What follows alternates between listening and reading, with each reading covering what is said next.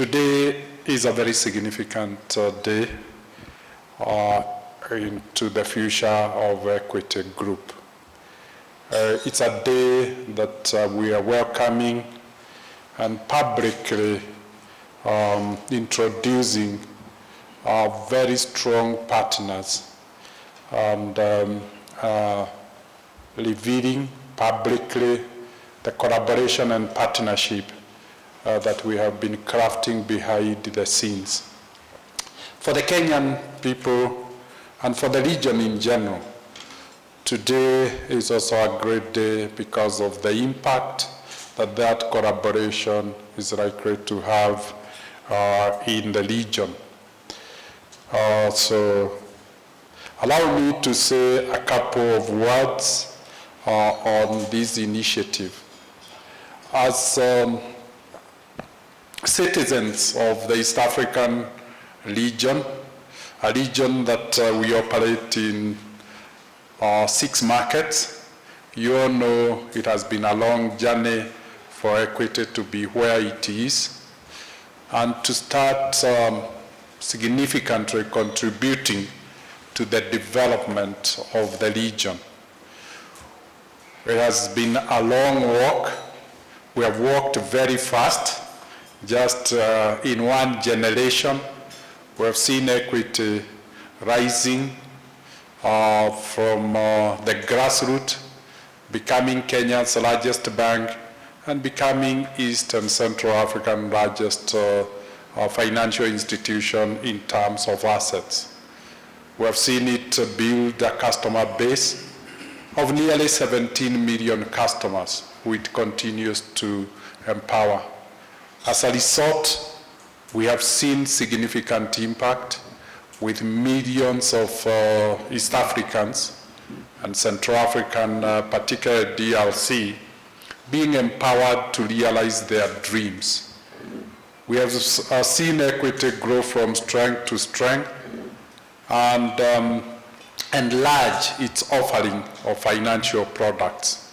We have seen Equity Group come into being and incorporate a social arm to ensure everybody is included and nobody is left behind. We have seen children go to school under the Wings to Fly program. We have seen young people start a business under Young Africa Works. We have seen the region changing its energy sources, moving to clean energy. We have seen change of energy sources for most of our schools and our public institutions. We have seen the financial sector reshaped by the presence of Equity, call it democratization of financial services, call it what it may be, in whichever name that we have witnessed. Equity has done this with the support of many partners, among them IFC, among them the British International Investment, previously known as CDC, huge collaboration, and others.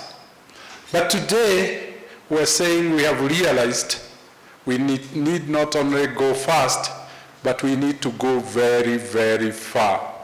And we have chosen to go into now not a financial services journey, but a development journey for Africa. Equity Group has launched the African Recovery and Resilience Plan, inspired by the launch of the Marshall Plan after the Second World War. Our Second World War has been COVID. We have seen how COVID-19 has ravaged the region, how it has disrupted global supply chain, necessitating us to think about setting regional and national champions to fill the void and the vacuums that have been left behind. But we have realized to be able to do that, we need global partnerships, we need trade and investment to work. We need those who owned the global supply chains to set national and regional supply chains to help us to set them up. We need the global capital to flow so that it can finance those setups. And together, regional, national institutions can partner with the global institutions to do this together. So we have come up with the Marshall Plan for Africa, the Africa Recovery and Resilient Plan. Two powerful words framed together. The first one is to recover. But we don't just want to recover, we want to build better. We have realized what doesn't work. We want to build our institutions in a more sustainable way. If we build them sustainably, then they will be resilient for future shocks. They would be able to do better and to cope with the challenges of the future much, much better. But under this theme is also rapid growth, development, and transformation of Africa. That is what recovery and resilience will have as the final outcome. So this plan has 5 pillars in it. The first one is to look at what we have, that we have a competitive advantage. We said we have a very competitive advantage in terms of agricultural resources. We have land and we have people to produce from an agricultural perspective. And we felt the greatest thing that agriculture needs to go through is a productivity transformation. We know the agrarian revolution, we know the green revolution, and what they have produced. And we felt that productivity gains in agricultural sector would easily transform Africa. The second aspect is natural resources. Call them extractive industry, if that's the appropriate name, but we felt we are naturally endowed with natural resources. But we haven't fully utilized our natural resources or exploited them well. And we felt there was a huge opportunity. These two components, agriculture, primary sector, and natural resources, gave us to think of how our manufacturing in the continent can be set up. It can be set up to add value to our agricultural produce, call it agricultural raw materials, and our extractives, natural resources. And that is how we thought the manufacturing in Africa will happen. It will be agro-processing led and value addition in our natural resources instead of exporting them as raw materials. But we are not naive to realize that if we do things the same way, we'll get the same results. Our natural resources, our land, our agriculture has existed for the last 60 years since independence of most of the African countries.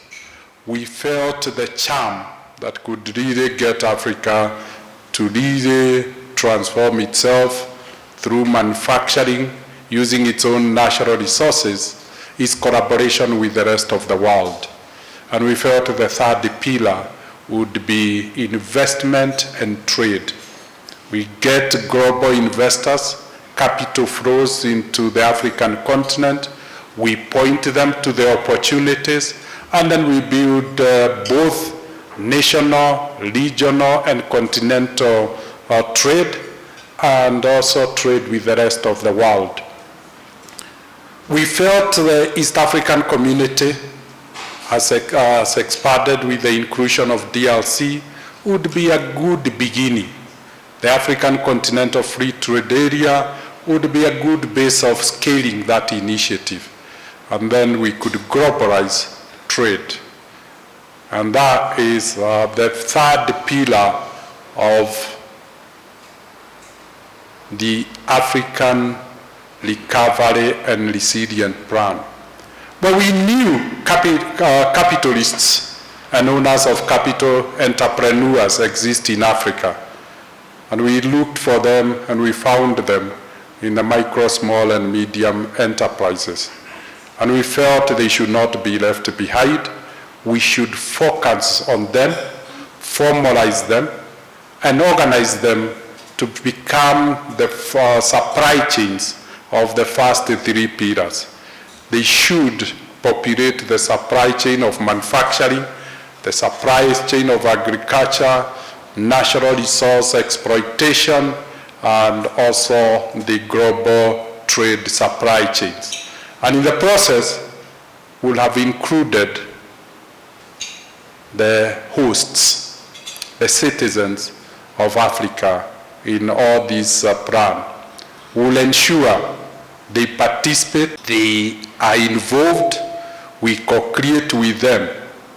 But we realized there are challenges and barriers that confront them. And so the Marshall Plan has paid greater attention to our small and micro enterprises, the pillar 4 of our transformation plan.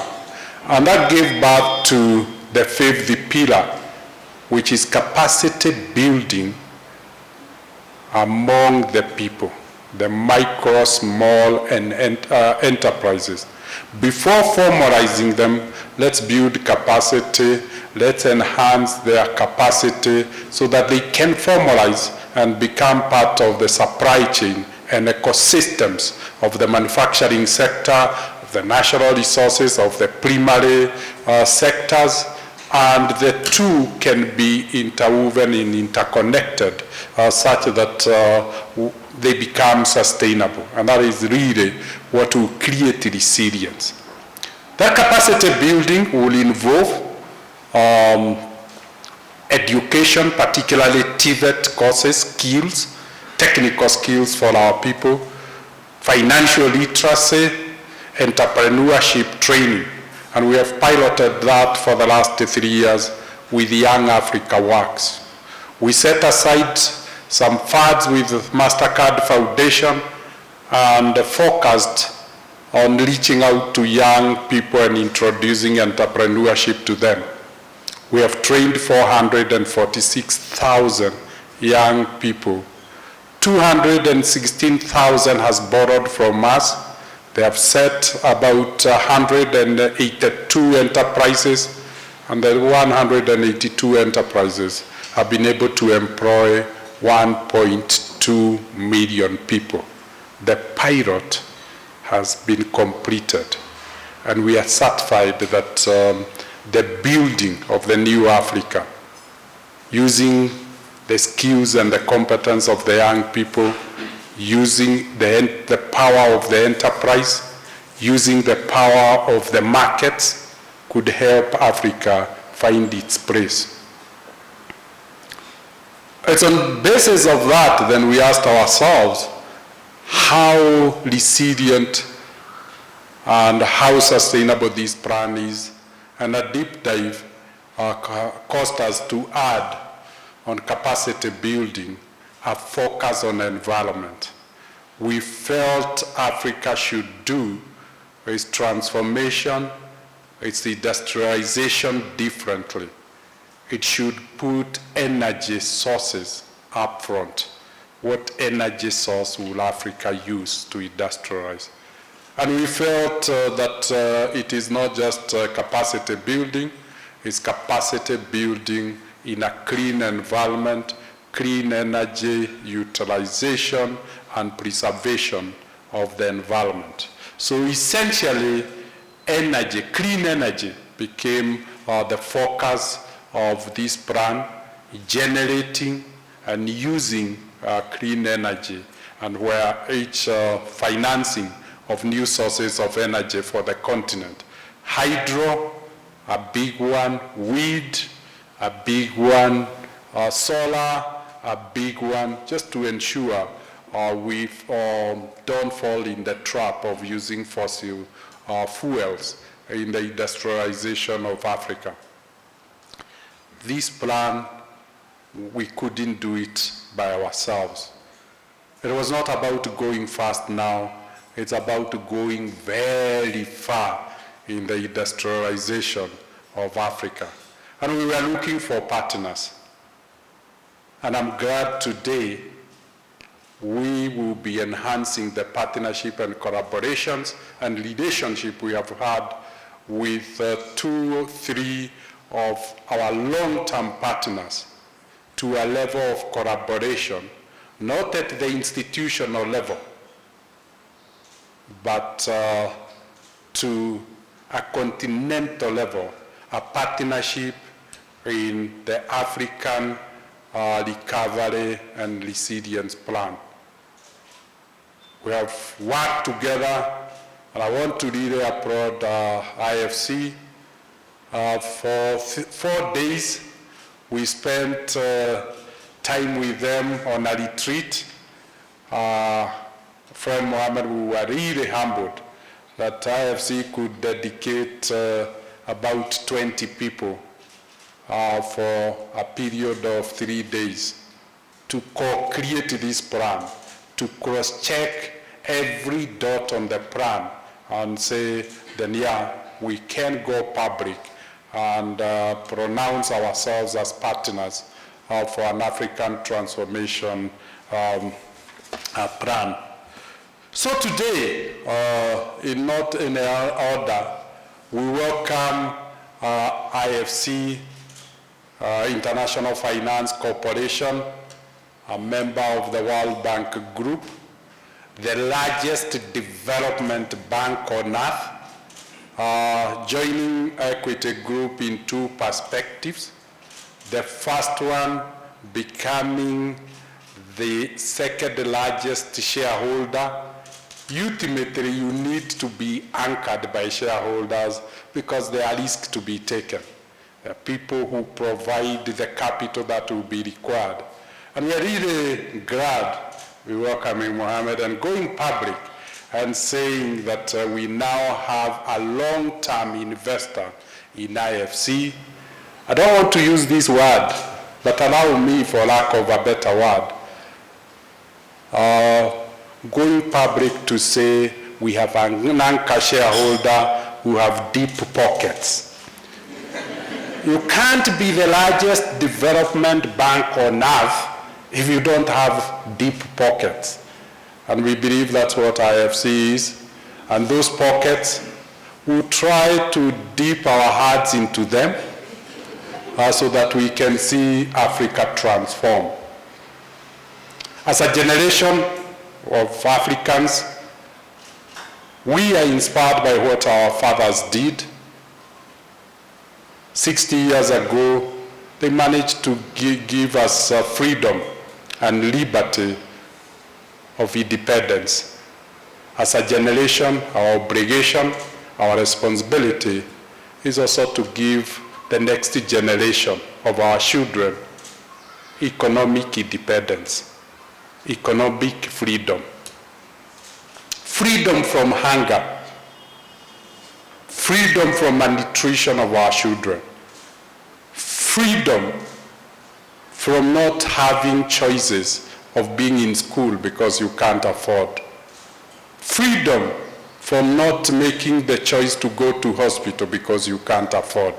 We must have the freedom to go to hospital when we need to go to hospital. Our children must have the freedom to be in school when they are of school-going age. Our farmers must have the freedom to grow because the markets are accessible to them.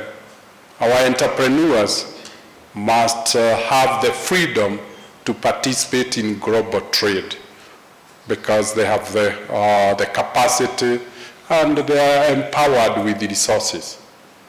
And Africa needs to get to the marketplace on the same footing like anybody else, pricing its products because it has the same bargaining capability like the buyers and the other sellers in the marketplace. That is what the African recovery and resilience plan would be. And of course, a partner like IFC saying, we'll backstop you from the risk. And shareholders really backstop an organization in terms of risk. They underwrite the risk. And I'm glad to say IFC is underwriting the risk of the entire group to the tune of 6.7% of whatever risk the group is taking. How significant. And we are glad that IFC is also joining a long-term institutional investor, allies, composed of NOFAD, Norwegian Sovereign Wealth Fund, again, the largest sovereign wealth fund on earth, with excess of $1.2 trillion. A financial expert like IFC, but now on the commercial field, FMO of Netherlands, and Rabobank, the largest agricultural bank on earth. So it's incredible. Our shareholders, the largest development bank on earth, the largest sovereign wealth fund, the largest agricultural bank. Chairman, we are challenged. What will we say we are largest on? And we'll find that space, and maybe the African Recovery and Transformation Plan will give us an opportunity and a niche to be big in something.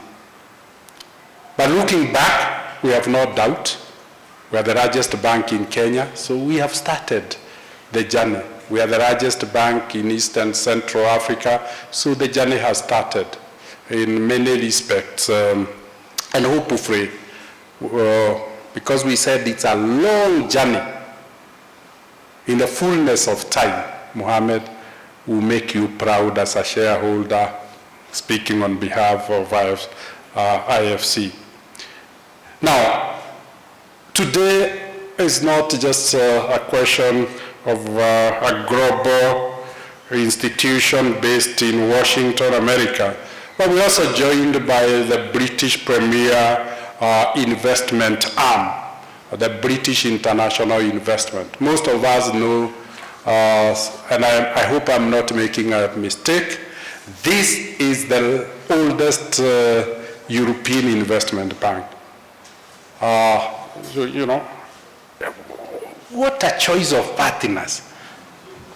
So when you talk about resilience, and you're dealing with the oldest development bank in Europe, that it tells you how lucky we have been as an institution, how much knowledge there is in store that we can use from this institution. Our journey with British International Investment, formerly called CDC, started many years ago. I think we had a partnership in HF, if I'm not mistaken, and it has been a partner in enabling us by boosting our funding base. So DII have been a ladder to equity. But the two institutions we have today have teamed up together and said, we'll be the first one to show the world that we believe in the African Recovery and Resilience Plan. And together with our partners, today they are announcing an investment of $165 million to support equity, to build the capacity in the micro, small, and medium enterprises. It couldn't have been so humbling for these two great institutions to pick on what I considered the most impactful aspect of the Marshall Plan. Pillar number 4, mainstreaming our micro, small, and medium enterprises to populate the value chain, the ecosystems of the manufacturing sector, and the primary sectors of agriculture and extractive industries. That, I want to say, to me, demonstrate the sincerity of the commitment, because micro and small enterprises speak to our hearts as Africans, because that is the face of our entrepreneurship. That is, I had of encouragement so that we have equal participation as Africans to this plan. What we are being empowered to drive our own plan. It's not a foreign plan, it's an African plan driven by Africans, and Africans are just being given a supporting hand, just a supporting hand to be able to play their life role in transforming themselves, enhancing their dignity, and expanding opportunity for the young people in Africa, creating job opportunities, developing the technologies that will be used in the plan, producing the raw materials that will be used in the manufacturing sector, and preparing themselves in terms of capacity. So this $165 million facility has been led by these two global institutions, the largest development bank on earth and the oldest development bank, coming together and supporting. They have many friends, so they have pulled together their friends from ResponsAbIility and Symbiotic and said, this is the path. It is very, very significant to find four institutions syndicating together and says, let's have a significant seeding of this plan. So Equity has set aside $4 billion. So already we have jumped up to $5 billion quickly within that short period of partnership since this morning. What a beginning. What a beginning. How quickly this story then could spread. So it gives me a real great pleasure to say we are really, really honored to take the responsibility of empowering our micro enterprises, nurturing them to grow, building their capacity. They are the future multinationals from Africa. And by being brought in an organized plan, a long-term plan, the tailwind will grow them to great heights. They will grow to become global institutions. So I count myself as very, very privileged. I can say when Africa was transforming, I was part of it. And as I reflect, I've only asked myself the question, will I jump high enough for Africa?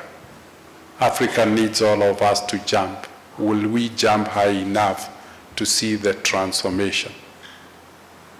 When my children ask me, will I take pride and say, I did all I could to make Africa transform? I played my role well, and I inspired others because of the way I acted.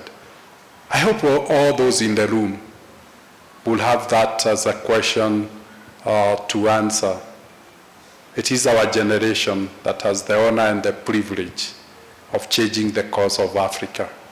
When that opportunity was given to us, how did we handle it? To me, service to community is a sacred duty. We have a sacred duty to serve Africa as Africans. We are very lucky we are not walking on our own. The world has chosen to give us a supporting hand. This time, it's not about AIDS, it's not about handouts. It's about, with honor and dignity, supporting us to do what we have to do for ourselves. Let me add that I'm becoming increasingly a good student of history, and I've realized no civilization has ever developed another civilization. We owe ourselves a duty to develop ourselves as a civilization.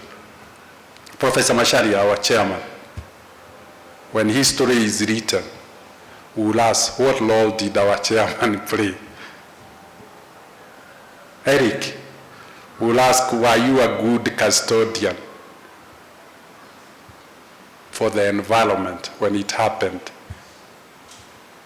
Bashma, the question will be asked, you were the gatekeeper for the ESG.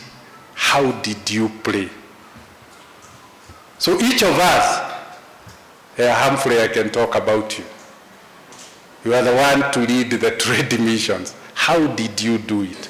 So it is not about launching a plan, it's how we execute the plan.